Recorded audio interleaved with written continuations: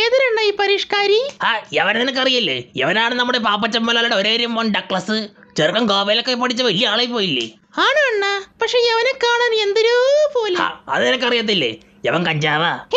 എന്റെ ഭഗവാനെ, അന്ന് യവനെ തപ്പി നോക്കി ഇപ്പൊ കിട്ടും 2 കിലോ കഞ്ചാവും 3 കിലോ ഹാഷിഷും. അല്ലണ്ണ, യവന്റെ പുറകെ നിൽക്കുന്ന ചെടിയില്ലേ, അതാണോ കഞ്ചാവ്?